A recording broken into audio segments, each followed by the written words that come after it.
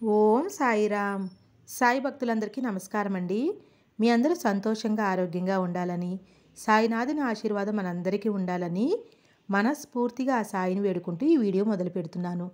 ఇక ఈరోజు వీడియోలో బాబాగారు చెప్పేటటువంటి సందేశం ఏమిటంటే, తల్లి, ఈరోజు ఖచ్చితంగా నీ సాయి మాటను ఒక్కసారి విని చూడు.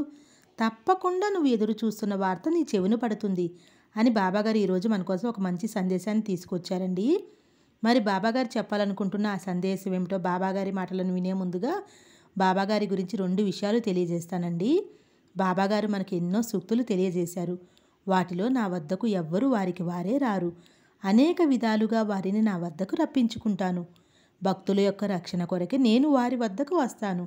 నా వద్దకు మొదట అందరూ కూడా లౌకికమైన విషయాలపై ఆసక్తితోనో లేక కోరికలతోనో వస్తారే తప్ప కేవలం ఈ బాబాని దర్శించుకోవాలని ప్రేమతో రారు.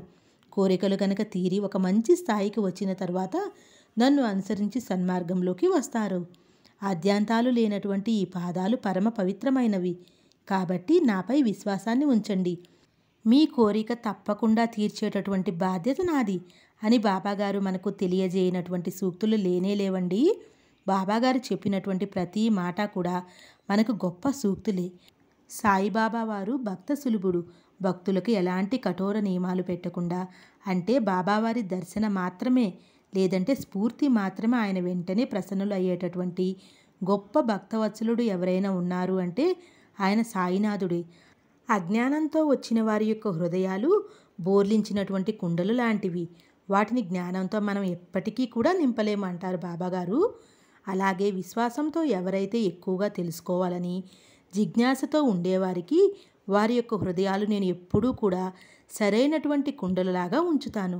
వాటిని నిండుగా నీటితో నింపేటటువంటి ప్రయత్నాన్ని నేను చేస్తాను అని అంటున్నారు బాబాగారు. మానవ జీవితం గురించి, దాని యొక్క ఉద్దేశం గురించి చాలాసార్లు చెప్పారు. మానవ రూపం ఎన్నో కోట్ల జన్మల తర్వాత మనకు లభించిందని శాస్త్రాలు కూడా చెప్పాయి. మనం దాన్ని వృధా చేసుకోకుండా సద్వినియోగం చేసుకోవాలి. మానవ జీవితం యొక్క లక్ష్యం ముక్తి. ఎవరైతే ఎప్పుడూ కూడా నన్నే చూస్తూ నా గురించే వింటూ ఎప్పుడూ సాయి సాయి అని స్మరిస్తూ నా యందు మనసును నిలుపుతారో వారు దైవాన్ని తప్పక చేరుకుంటారు. నా భక్తుని ఇంట్లో అన్న వస్త్రాలకు ఎప్పుడూ కూడా లోటుండదు అని బాబాగారు మనకు ఎన్నో సందర్భాలు తెలియజేశారు. ఏమీ తినని వారికి నేను బానిసను. నా వారిని ఎప్పుడూ దూరం చేసుకోను. నన్ను నమ్మిన వారిని ఎప్పుడూ కూడా పతనం కానివ్వను అని ఈరోజు బాబాగారి గురించి కొన్ని మంచి విషయాలు తెలుసుకున్నాం కదండి. మరి బాబాగారు చెప్పాలనుకున్నటువంటి ఆ సందేశం ఏమిటంటే, మనసుతో కానీ నీ యొక్క మాటలతో కానీ చేతలతో కానీ ఎవ్వరిని నొప్పించవద్దు. అందరిపైన కూడా దయ కలిగి ఉండు. నీకు సుఖశాంతులు కావాలి అని నువ్వు కోరుకుంటే ఏ విధమైనటువంటి పాపాలు కూడా చేయవద్దు. చేసే విధంగా కూడా నేను చెయ్యను. ఎందుకంటే అన్ని రకాల సూచనలు నేను చేస్తూనే ఉంటాను.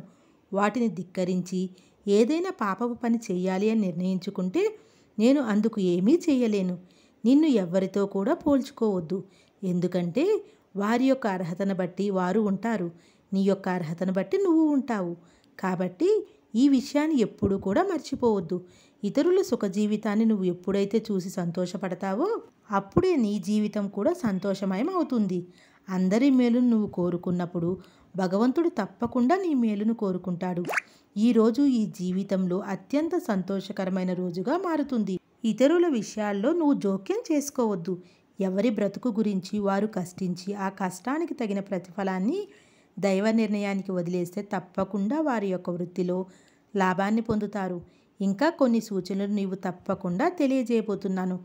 అది ఏది మంచో ఏది చెడో నీకు ఇంకా సరిగా తెలియజేయడం లేదమ్మా. సర్వం దైవాధీనమని మనస్ఫూర్తిగా నమ్ము. ఇంకా సాయి ధ్యానంలో లీనమైపోతే చాలు. నీ సందేహాలన్నీ కూడా తీరిపోతాయి బిడ్డ. పరిపూర్ణమైన విశ్వాసంతో ఒక్క నమస్కారం చేసినా చాలు. ఈ సాయి నువ్వు పిలవకపోయినా నీ ప్రక్కనే ఉంటాడు. నీ చెంతనే ఉండి నీకు కావలసినటువంటి ప్రతి సూచనలు తెలియజేస్తూ ఏది మంచో ఏది చెడో అవగతమయ్యేలాగా సహకారం ఈ సాయి ఎప్పుడూ కూడా ఉంటాడని మర్చిపోవద్దు. కాబట్టి నా ఆశీస్సులు ఎప్పుడూ కూడా నీ వెంటే ఉంటాయి. అవి వెంటనే నెరవేరవు. మీ యొక్క పూర్వజన్మల కర్మల వల్ల కొంత సమయం పడుతుంది తల్లి. కానీ అది ఎవ్వరూ కూడా అర్థం చేసుకోకుండా నన్నే తప్పుపడుతూ ఉంటారు. కాబట్టి ప్రయత్నం మీ వంతు, ఫలితం నా వంతు తల్లి. ఇది తెలుసుకుని సంతోషంగా ఉండు అని బాబాగారు ఈరోజు ఒక మంచి సందేశాన్ని తెలియజేశారండి.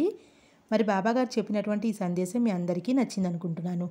మరి ఈ సందేశం మీ అందరికీ నచ్చినట్లయితే ప్లీజ్ లైక్ చేయండి, షేర్ చేయండి, సబ్స్క్రైబ్ చేయండి. ఓం సాయిరామ్.